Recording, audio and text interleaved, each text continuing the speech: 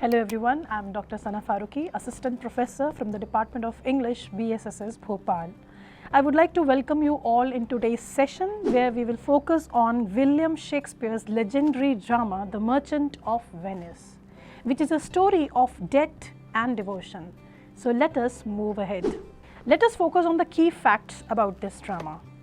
We are going to talk about someone who was named as a Bard of Avon. This is a river which is named as Avon, and he was the bard of it. William Shakespeare, we are going to focus. He belongs to the literary era called Elizabethan Age. The full title of this drama is The Merchant of Venice. It was written in 1596 and published in 1623. Genre of this drama is comedy, or we can say tragic comedy. Somewhere we can find revenge tragedy also. The setting of this drama is Venice and thereby country estate of Belmont. If we will talk about the climax, the trial of Antonio the merchant and Shylock the Jewish moneylender. Who is the antagonist? Shylock is going to be the antagonist of this play, and in short this drama is going to focus on the story of debt and devotion. Let us go to the next slide. Before moving ahead with the story of this drama, let us focus on the characters. We have some major and minor characters. Major one is Shylock. Shylock was a Jewish moneylender in Venice, whereas Antonio was a prosperous Venetian merchant. Character number 3 on the list is Portia. She was a beautiful, clever and wealthy noble woman who lives in the country estate of Belmont. Next one is Bassanio. Bassanio was a noble man from Venice who is a kinsman, who was a very close friend towards Antonio and long-time debtor of the merchant named Antonio. We have some minor characters also. Gratiano. Gratiano was a friend to Bassanio. Jessica, who was Shylock's daughter. Next is Lorenzo, a Venetian and friend of Bassanio and Antonio. Nerissa was Portia's servant and confidant, and next one is Balthazar, who was Portia in disguise. Let us move to the next slide. Before going for the summary of this particular drama, let us focus on this diagram. What was the diagram of this play? If we will divide this entire drama, if we will give a kind of picture to this drama, we can understand that we can create a triangle of keeping a rising beginning, rising action, climax and falling actions with resolution. So we are going to focus on all these points in detail today. Let us have a look on the summary of the drama. So Antonio was a prosperous merchant of Venice who worries as he overextended his fortune on his recent venture sending ships to different ports. Now still Antonio does not hesitate to send his friend Bassanio to borrow money from Shylock, who was a Jewish moneylender, on Antonio's credit. That way Bassanio can court the wealthy Portia with whom he was in love with. If we will go with the rising action, just try to focus on the diagram. If we will go to the rising action of this diagram, we will find that Shylock has been introduced as a Jewish moneylender who was overwhelmingly keeping negative relationship with Antonio. Why? Because Antonio was a Christian whereas Shylock was a Jew. Shylock was reluctant to lend him money. But somehow later on he agrees when he comes up with an idea of merry sport. Just for fun, he gave an idea that if Antonio will give 1 pound of flesh in reward, he will be able to lend him money. So using a pound of Antonio's own flesh was the condition given by Shylock. You can see in the picture where Shylock was conversing with Antonio. He was saying, promise me a pound of your flesh to secure the bond as a merry sport. Moving ahead in the story, we have the heroine of this drama called Portia, who was a wealthy, filthy rich lady in the play. Now she has her own problems. and problems were she was coping with abundance of suitors, and so somewhere she fears that she will be forced to marry one of them, as her father devised the riddle of 3 caskets. One was gold, another was silver, third one was lead. So it was a kind of challenge which was devised by Portia's father, that whoever will pick the right casket keeping Portia's portrait will be given a chance to marry his daughter. So one who chooses the caskets of Portia's portrait, inside get her hand.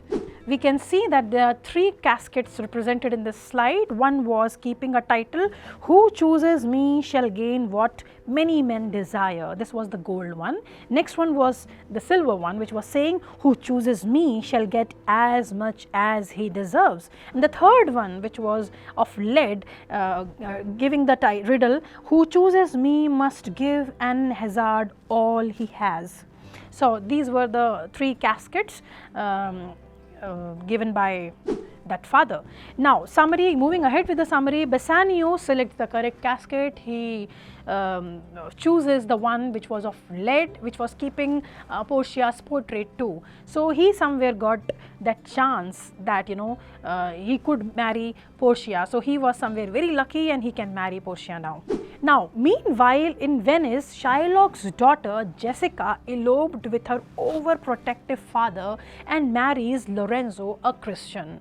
We can see that in this drama Shakespeare has somewhere represented revenge tragedy between the community of Jewish as well as Christianity. So we can find that this lady Jessica, who was the daughter of that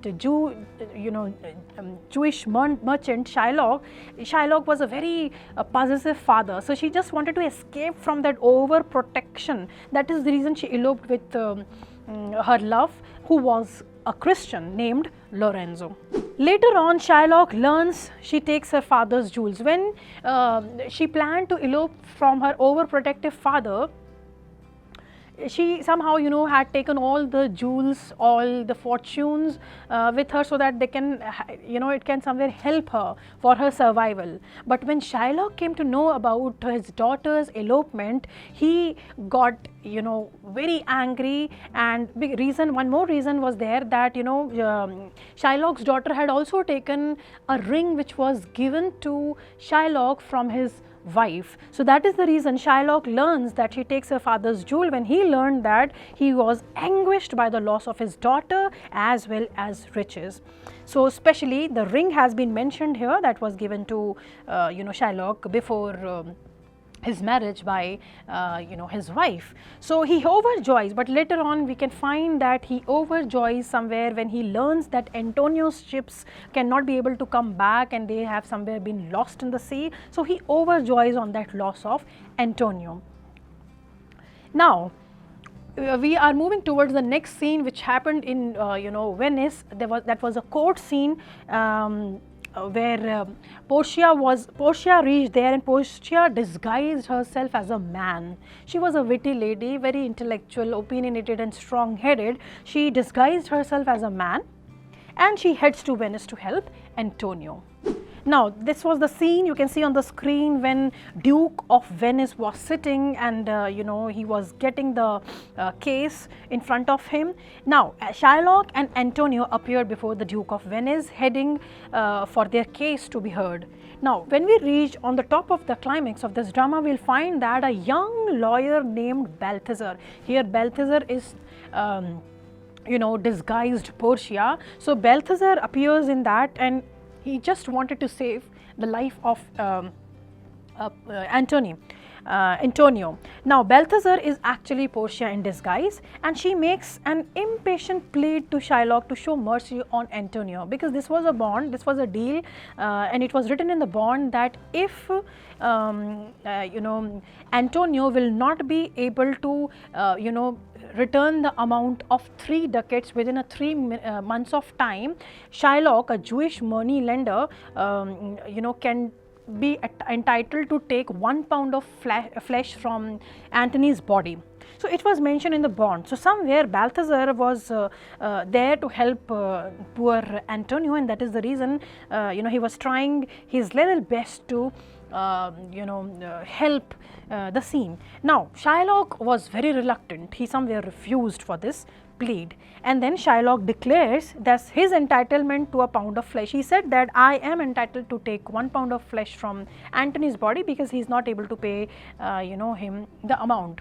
So, but this witty, this intelligent lady, somehow you mentioned there in the court scene that the contract was keeping a statement where it was written that you are entitled to take 1 pound of flesh, but it has not written anywhere that this will be done without spilling a drop of blood. So, this contract does not allow to spill any of Antonio's blood. So, somewhere Shylock's statement became void.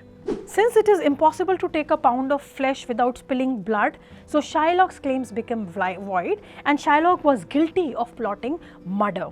So, the next part of this drama is the Duke, where he spares Shylock's life. When it was the time when Duke was there to take the judgment, so he somewhere spares Shylock's life, but takes his fortune and giving half to the state and half to Antonio. Now, Antonio further demands Shylock to convert into Christianity. So, there was a moment in the court scene where Antonio was putting or imposing a kind of rule on Shylock that he has to convert himself into Christianity. So, if we will reach to the following action, we can find that there will be a test which will be present in the drama. You can just quickly have just look at the screen. We have 2 pictures where this lady who is been Portia, she has been disguising herself. Portia, that is given as Balthazar. So, Balthazar, she has been saying, or he has been saying that, may I have your ring, on which this man Bassanio has been just wondering what should I do next, and he said that no. So, what is going on these 2 scenes? Let me again explain you that in the following action of this drama you can find that there was a test which was given by Balthazar to Bassanio. Because this somewhere Balthazar saved the life of Antonio. So, in revert he was asking to Bassanio that I somewhere have saved your friend's life. So, I want a reward from you, and in that reward I want that ring. So, Portia asked for the ring. She gave him as a reward for her services, on which Bassanio refuses. So, Antonio somewhere convinced him to change his mind and give that ring to Bassanio as a kind of reward, because somewhere he helped us saving our lives. Moving ahead in the resolution of the drama, if we will go with the diagram, we can find at the end part of this drama, Portia reveals at the end that she has disguised herself, and she explained her successful plot that she was the one who disguised herself as Balthazar, and somewhere she wanted to help these guys. So, she returned the ring of Bassanio, and at the end of it the play's happy couples retired to bed as the scene rises. So, this was all happened in this drama where you can see conflict between Christianity and Judaism can be seen. There can be themes which are like symbols. There are some symbols which have been used here: gold, flesh and ring. Gold somewhere represented wealth, it talked about power. Flesh is a symbol of life here, and Shylock wanted to take 1 pound of flesh from Antony's body. So, somewhere it is representing the symbol of life. And ring, last but not the least, this is the 3rd symbol which has been used in this drama, which represents love and commitment between partners. So, that is all for today's session. I hope it is clear to you. We will meet with some new learnings in the next video. Thank you so much.